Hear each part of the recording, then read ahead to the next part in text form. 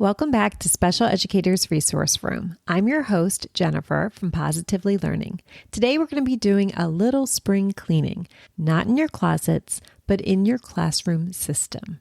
Today's episode is all about answering the questions that I hear most often from educators just like you, questions that pop up every season, and especially now when you're trying to finish strong, stay sane, and maybe even refresh some routines. So grab a notebook, your favorite beverage, because we are going to get into it.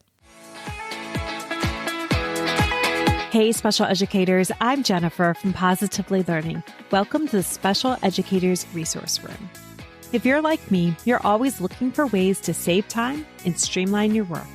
That's why this podcast was created, to give you the systems and solutions you need to get your time back. Tune in for tips, tricks, and tools that will help you manage your workload and make the most of your time. Whether you're brand new or experienced, all are welcome in the Special Educators Resource Room.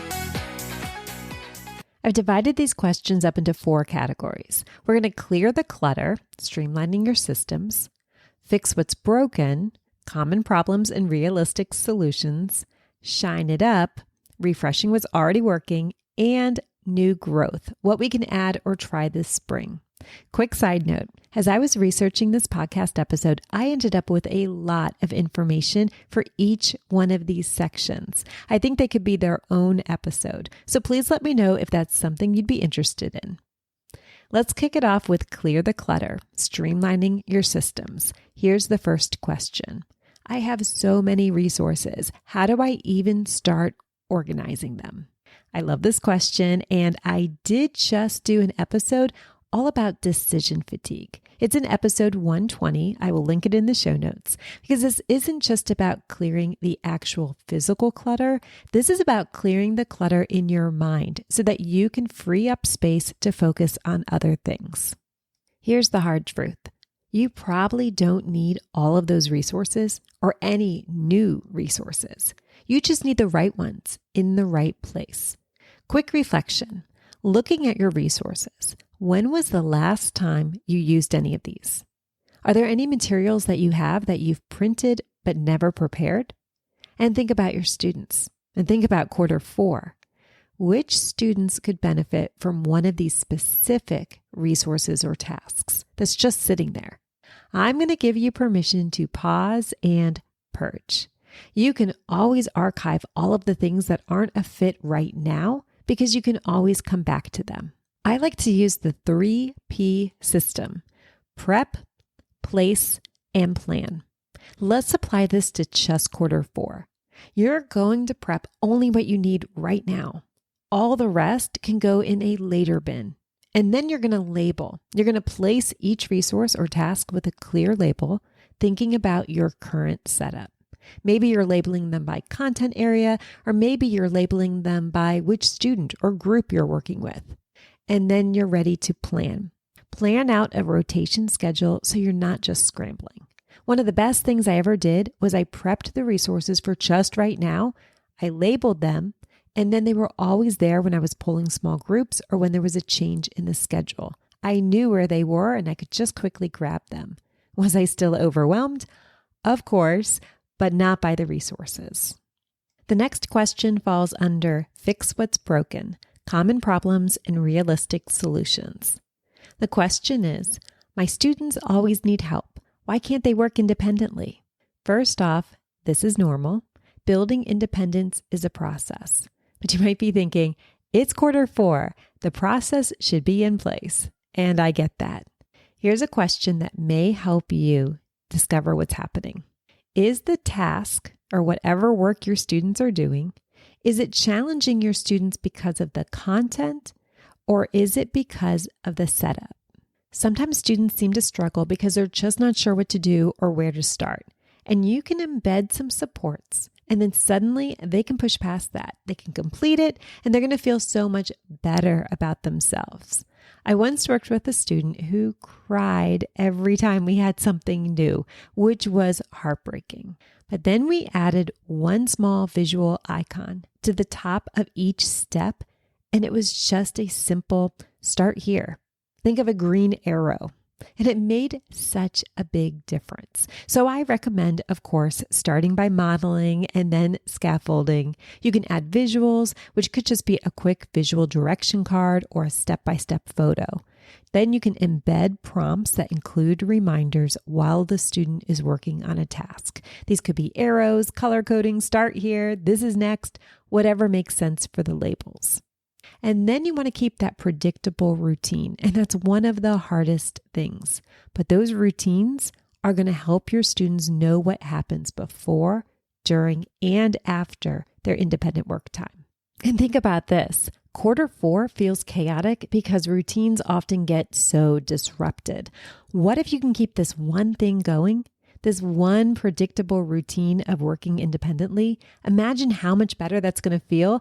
You can rely on this when everything else feels like a dumpster fire. And this next question falls under shine it up, refreshing what's already working. The question is, how do I keep things fresh when students are feeling so bored doing the same old work? First, that doesn't mean you're doing anything wrong, because repetition, we know, is powerful. But it can feel a little bit boring, and students can pick up on that too. So here's some ideas. We talked about the tasks that you just prepped and planned.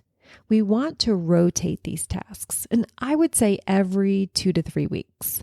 That might be a little bit longer than what you were thinking of, but we do know that there's a benefit to repetition. Students can feel much more confident in their abilities. So 2 to 3 weeks allows some repetition, but hopefully not the boredom. You can always introduce some seasonal or interest-based swaps into that rotation. You could also add a small twist to an old task, like using different hands-on materials. Maybe it's mini erasers instead of counters for a math task. Definitely check out episode 119. I'll link it in the show notes. This was all about spicing up your small groups, what you can do when things are feeling like you're in a rut. Here are some questions you can ask yourself as you shine up and refresh what's already working. Which tasks are your students flying through? Maybe too easily. Which ones have they not seen in a while? And what's something that they're currently obsessed with? Maybe it's a certain color or a certain theme. Could you make any swaps to your current resources that could reflect these new interests? Hopefully these suggestions so far have been helpful to look at your current situation and make some small changes that are going to have a big impact. Now, let's open it up to some new growth things that you could add or try out this spring. Now, let's be real. Q4 barely even feels like you're teaching sometimes. You have field trips, you have IEPs, you have testing, and all of the things. You're in survival mode. You're trying to keep it all together, but your to-do list is huge, and for some reason, students' energy levels just keep going up. So here's a question. What can you do to keep everyone happy and working while also freeing up your time to get all the things done? Of course, you know what I'm going to suggest. Let's take a look at your independent work system, because you need students to actually be doing work on their own. You're not spending a lot of time right now doing reteaching, and you don't have time for a lot of interruptions like, I need help. And it's way too early to be pulling out busy work like coloring sheets. So here's some questions you can ask, and I don't want you to overthink it. We're not going to add all new things. But I want you to think about what time of day is feeling the most chaotic or the least productive right now. And which specific students do you have in mind that you know would need more structure, or maybe they need a calming activity? And the last question, what's a simple routine that you could introduce right now that's going to give you back even 10 extra minutes? We talked earlier about your resources and getting through the overwhelm. Now we're going to go back and revisit those 3 Ps: prep, place, and plan. Now I want to think about just picking out 5 of those tasks. Choose the ones that match your students' current skill levels. They have clear directions, and you can rotate them every couple of weeks to keep things fresh. Maybe you have these 5 tasks in place, and then you're introducing 1 or 2 new ones per week. And then you can rotate. Watch how your students respond, model the expectations, and slowly build out from there. And these don't necessarily have to be all academic. You could be using them for test prep, but you also could be introducing SEL, following directions, life skills, or fine motor. And fine motor doesn't always mean that you're going to have tons of Play-Doh and messy things.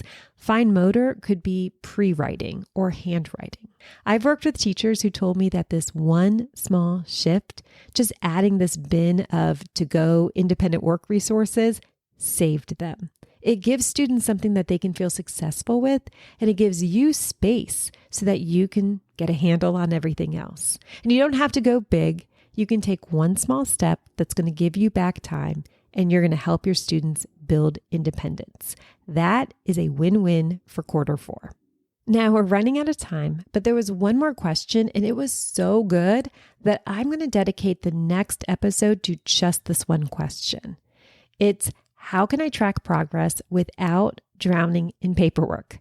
You can see why this could be its own episode. So please come back next week for episode 123 when I answer that question to the best of my abilities.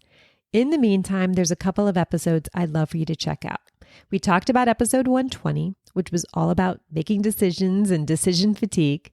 In case you're feeling like you're sliding backwards, there's also episode 119, spicing up your small groups if you feel like you cannot make it another day and you need to get out of that rut.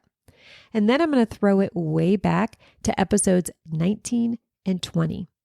These are the end of year tips for thriving, part 1 and part 2. So please check those out in the show notes and then come back next week as we talk about paperwork. I hope you have a fantastic week. Thanks for all that you're doing, and I'll catch you next time in the Special Educators Resource Room. Thanks so much for tuning in, and I'm dying to ask, what'd you think? Be sure to hit the follow or subscribe buttons so that you never miss an episode. You can find the show notes and links for everything mentioned in this episode at positivelylearningblog.com. See you next week for more special education solutions.